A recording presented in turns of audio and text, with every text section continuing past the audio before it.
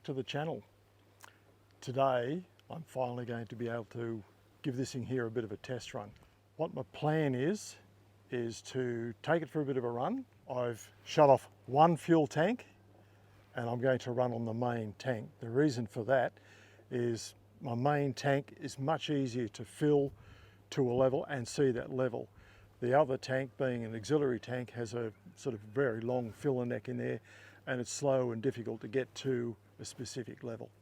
So we will do a run in two different directions on the same road, the same distance, and fill at each end to get an average on that.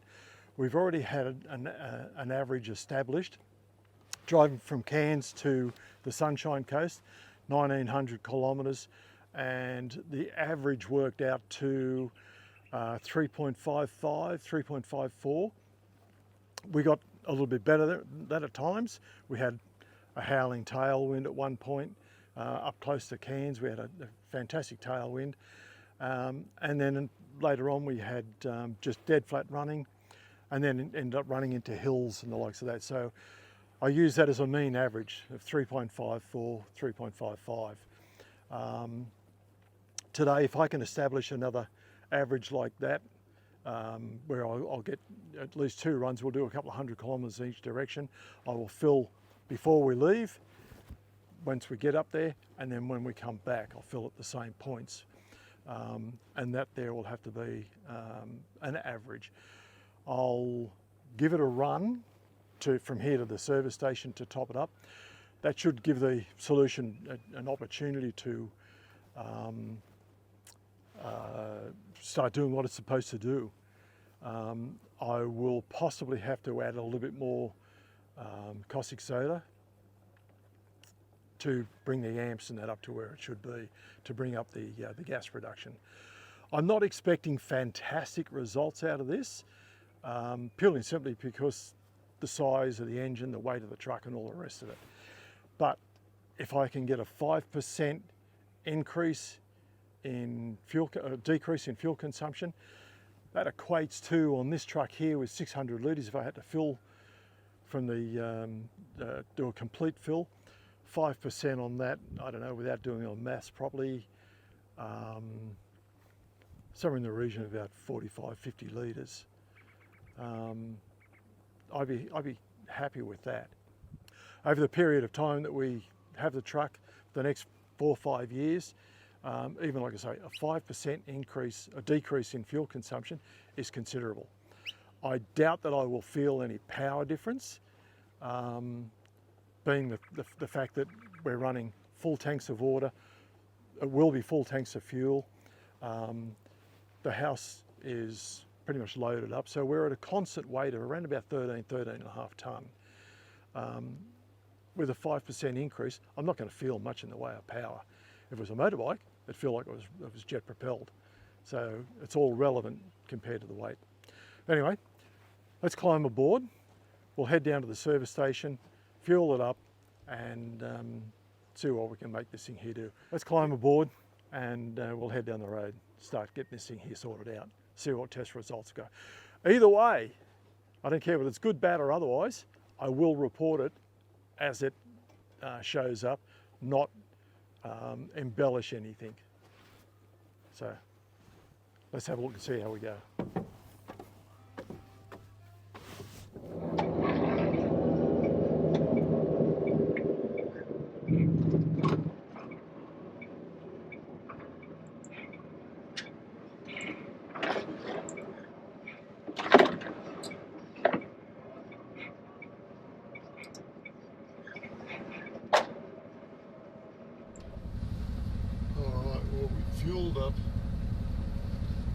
Filled up our tanks. I'm only running on the main tank, like I said, and I filled them both up anyway. Zeroed the trip meter. So you add that to the tank then too? Add that to the reservoir there. Yeah, And that pumps all through. You can see the bubbles coming up there. That's the hydrogen that it's producing. Yeah, wow. Is that what's running? No, it's running on diesel as well. Yeah, but that's something. So the hydrogen improves the combustion process. Just makes the diesel, regardless whether it's diesel or petrol. It's like petrol, but different. No. Nothing like petrol. No.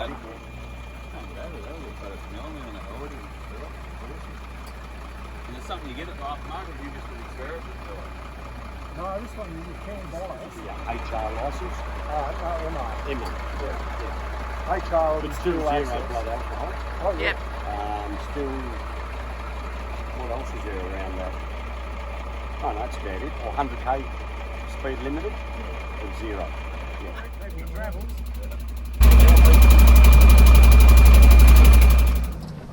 Head off out to the highway.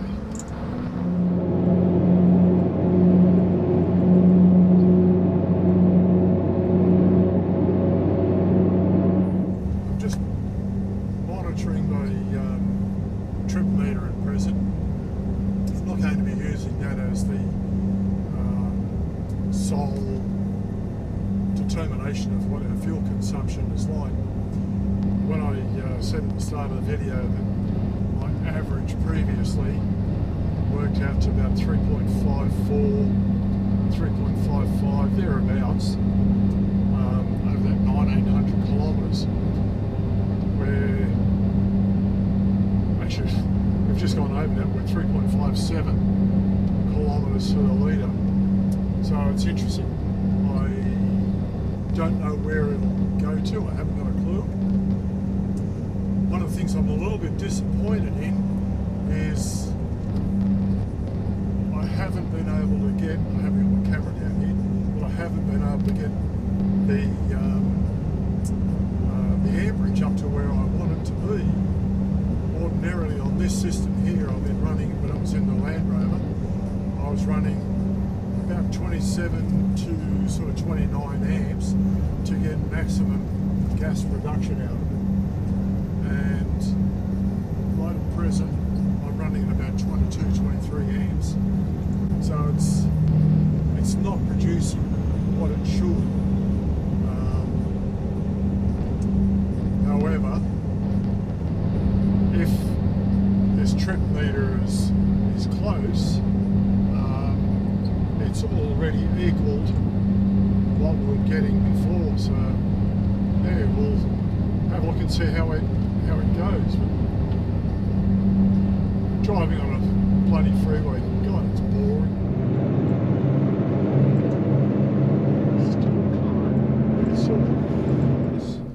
We stayed overnight instead of rushing back.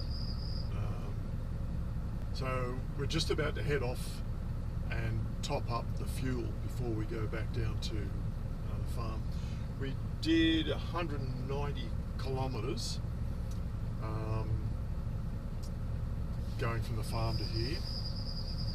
I'll show exactly how many litres we use on this trip and the cost. Yeah, exorbitant. What I want to see is how accurate the trip meter is on this trip computer compared to actual when you put the litres and that into the tank. As I said, we're running on one tank, so it's easy to get a fill and be able to see the level. According to the trip computer yesterday, we managed to get a 4.06 kilometres per litre.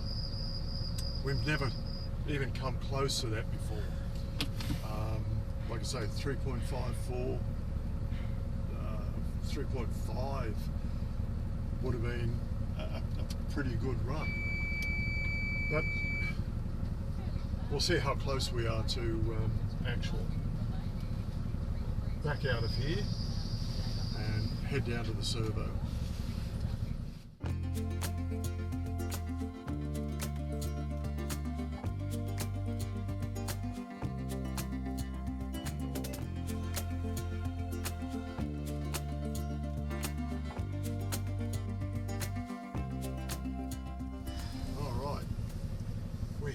Just fueled up, and much to my surprise, the trip computer and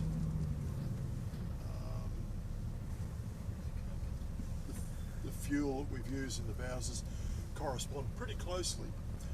Going by my calculations, and I'll put all this down towards the end of the video so we can see exactly where we're at.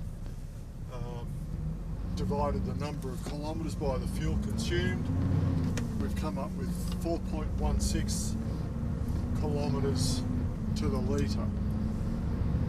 So we're just going to return now, do exactly the same thing, pull up at the service station where we first filled up and redo it. Conditions today are very, very similar to what they were yesterday afternoon. It's a little bit blustery. It's a bit cooler.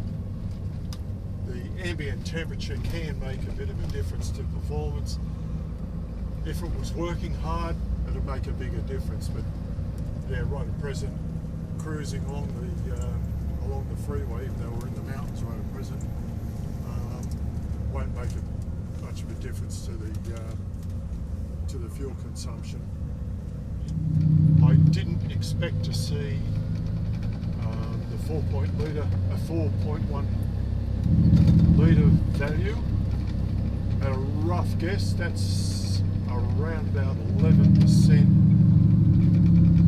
improvement. They're claiming that you can get anywhere between 10% to about 40%. I don't think 40% will ever happen. I'd have been cheering a 5% gain. 10%, yeah, I'm over the moon. So we'll see how it goes. Stay tuned. Right at present, as far as the eye can see down the freeway, just got one lane closed to the bushfire going on the side there. We've got bumper-to-bumper traffic just crawling along. This sort of thing here, I'm watching the trip computer just killing the fuel consumption with the sort of stop-start. So that'll be interesting.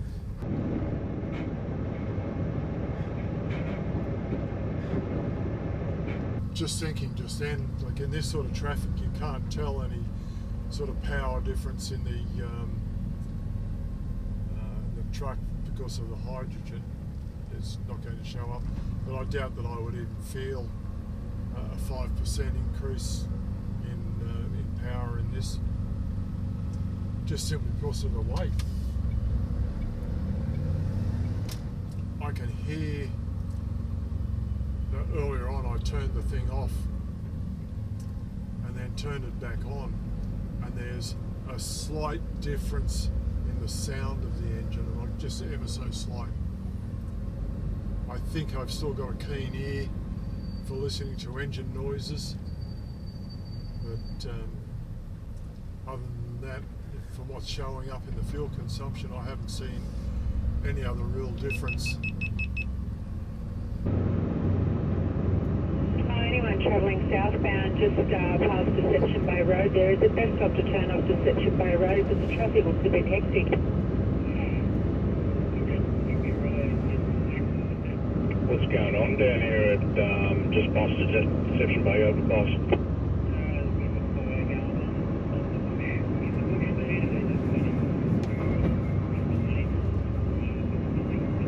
The fire brigade's down there, they shouldn't be too long. There's a politician down here on the side of the road holding up a sign that says, "Trust me." Probably getting burnt at the stake.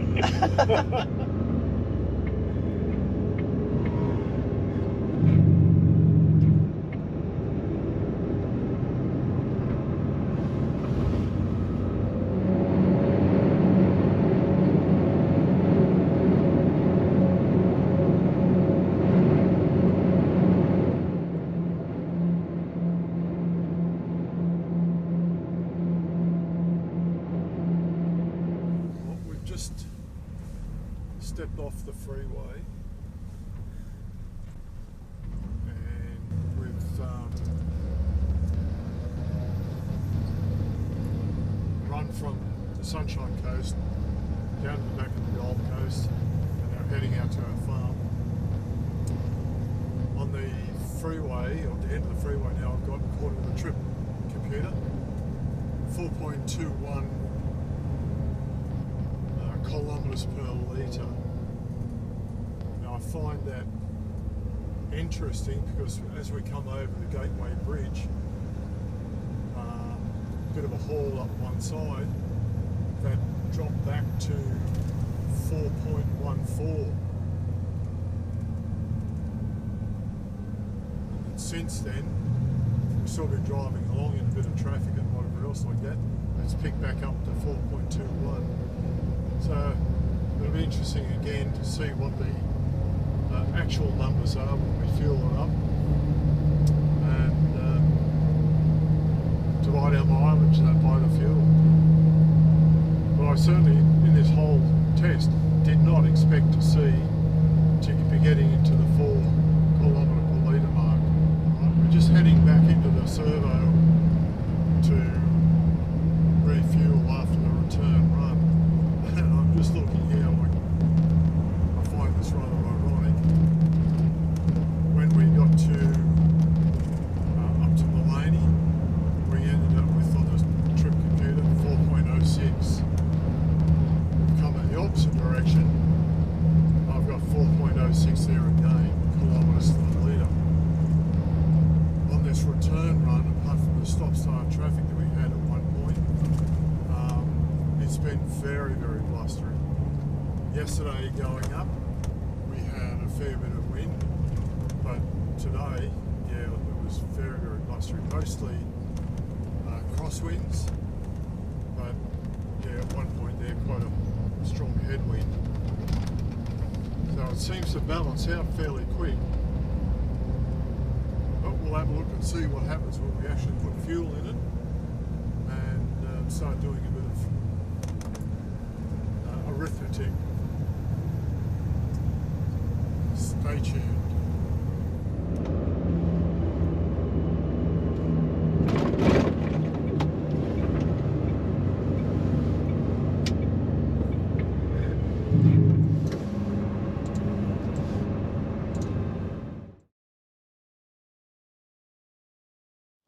All right, well, here's the interesting bit. We'll have a look and see at I'll say the discrepancy between the trip computer and actual.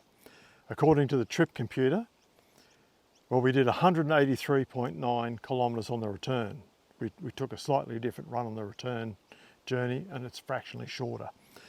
So according to the trip computer, we used 45.1 litres of fuel and we ended up with an average of 4.07 kilometres to the litre, where the actual literage used was 46.7.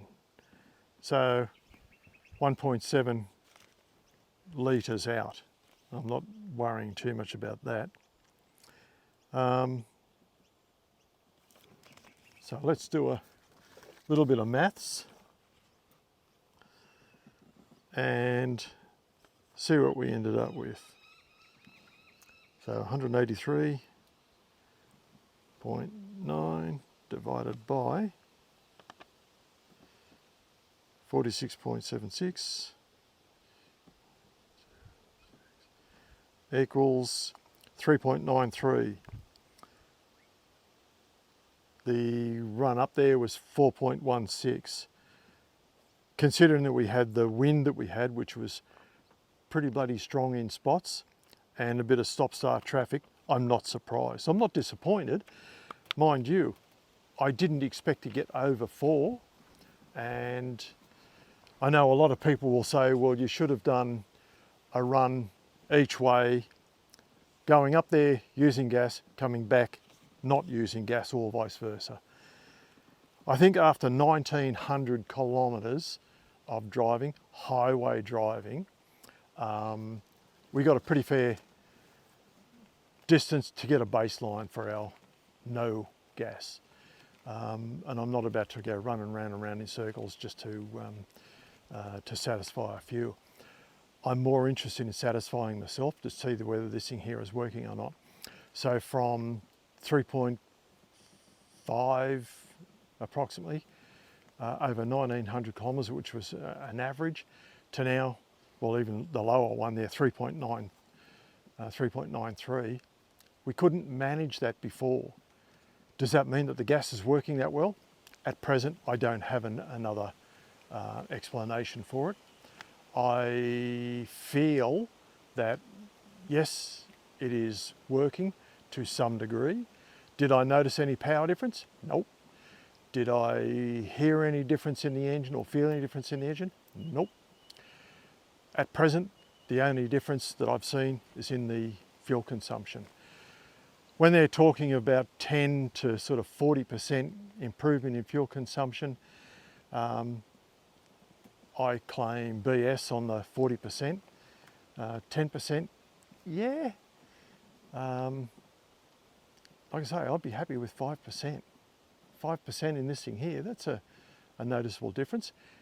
If I get 10%, I'm cheering. So I can't think of any other thing at present that would enhance the fuel consumption, particularly when we've had both days quite blustery. Yesterday we had a pretty good free run. We didn't cop any traffic. Today we did cop traffic. And as I say, it's reflected in that. So from whatever it was, 3.93 to 4.16, there's not a big deal of difference in terms of mileage and consumption. At this stage, I've got to say, right now, I'm saying the gas is a winner. A little bit more than I expected, but I'll call it a winner at this stage. Stay tuned, because we will do more tests and what have you on much longer runs, and we'll be able to see where it's going.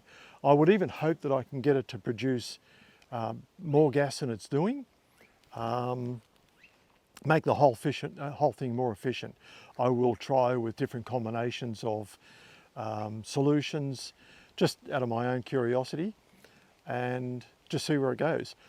I will look at building another unit later on, and I will probably end up using carbons and urea and things like that as an agent. So stay tuned, we'll see just where this actually takes us. It'll be an interesting trip. Cheers, guys. If you have any questions, don't hesitate to ask. I don't care whether it's positive or negative. I want to hear from you about this. And if you like the video, don't forget to give us a big thumbs up and subscribe. Cheers, guys.